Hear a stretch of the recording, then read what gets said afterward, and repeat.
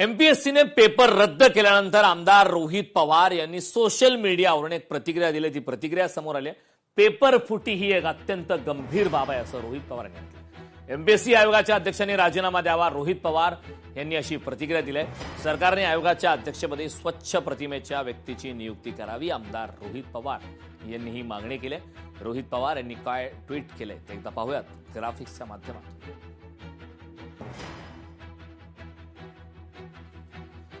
Drug inspector परीक्षेतील पेपरफुटीचे प्रकरण अखेर एमपीएससीने रद्द केलेत। आम्ही संपूर्ण पुराव्यासह पेपरफुटीचा मुद्दा उपस्थित केला होता।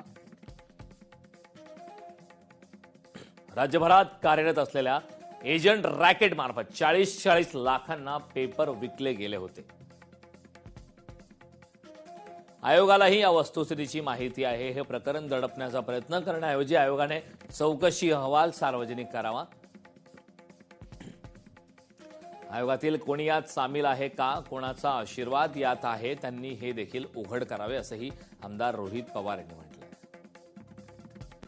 जर आयोगाने हे प्रकरण दडपण्याचा प्रयत्न केला तर आम्ही गप्प बसणार नाही, असा इशारा सुद्धा यावेळी आमदार रोहित पवार यांनी दिलाय।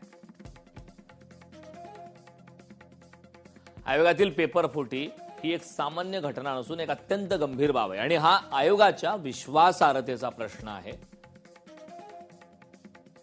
त्यामुळे आयोगाच्या अध्यक्षांनी नैतिक जबाबदारी स्वीकारून तत्काळ राजीनामा द्यावा असंही रोहित पवार यांनी म्हटलं आहे। सरकारने आयोगाच्या अध्यक्षपदी स्वच्छ प्रतिमेच्या व्यक्तीची नियुक्ती करावी। सामान्य प्रशासन विभागाच्या मंत्र्यांनीही सरकारच्या वतीने भूमिका घेऊन राज्यातील जनतेला वस्तुस्थितीची माहिती द्यावी।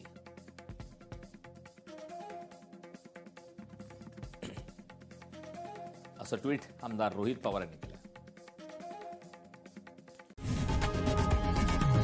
लोकशाही मराठी ऐका, पहा, जागरूक रहा।